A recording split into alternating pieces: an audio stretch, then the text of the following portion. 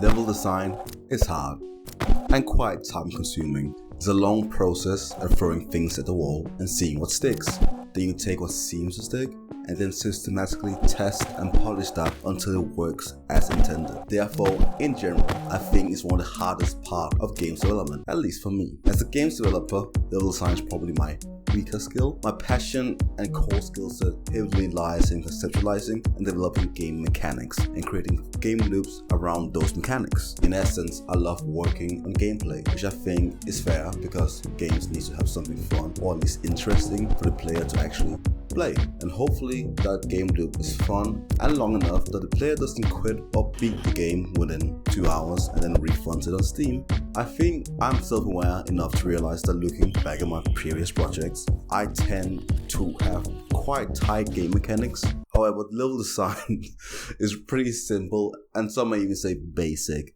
I clearly get around this by adding different levels of procedural generation, so even if they are basic, they're at least varied, and that often is enough to make it seem interesting.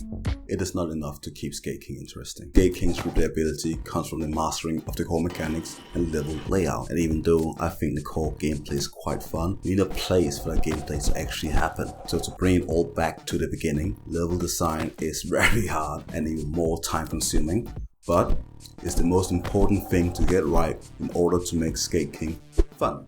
In the last devlog, we talked about how we had to scrap the original Game Jam level as it was terrible.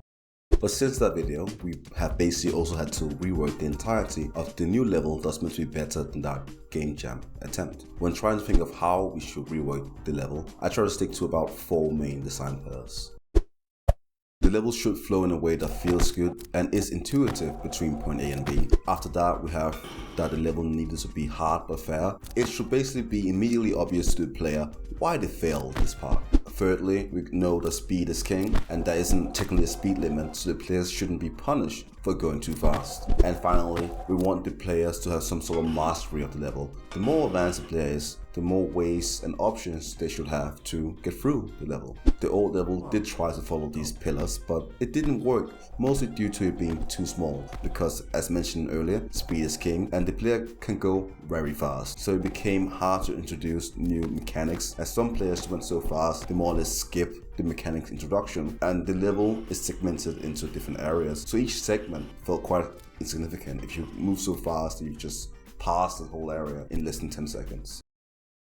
Don't know how interesting this bit is, but again, as someone who usually shy away from level design, this is my method to bring my concept to life, or should I say, to game. So I always start with a sketch. I basically in my head decide how hard this part of the level should be and what type of obstacles I want the player to be tested on. I use Draw.io to draw, and the sketch is not anywhere near to scale. Things in the game tend to be 10x bigger, and the final sketch never actually makes it to the block out. It is simply to conceptualize the flow of the level. Once I'm happy with the flow, I then try to block it out in the level. In the beginning, it was quite hard to know how far away things should be to flow nicely. It's definitely easier, but I still have to test it quite a lot to get it right. Once the initial block out is finished, I just play that part through to see if it plays right, and this is where all the tweaking begins.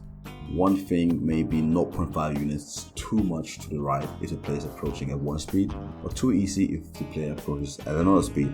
Some parts may be too hard in general. This part of development is quite hard to explain, as it isn't like an exact science. It's just what feels the most fair and consistent and makes sense when compared to the existing level design language. I do all this testing knowing fully well as soon as we get another tester on it, they'll complain about it feeling odd and I'll have to tweak it again. But eventually, hopefully, the issues will be less and less until it's just a matter of preference or skill. And in the end, I gotta go with whatever my own personal preference as the game designer is and whatever skill level I want this particular part to be designed for.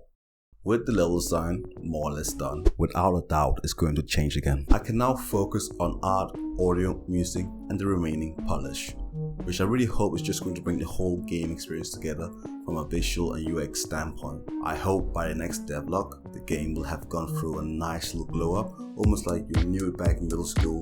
You maybe have heard about them in secondary school, but the university, you bump back into them. You can barely recognize them, but they look good. They look healthy. Until then, see you.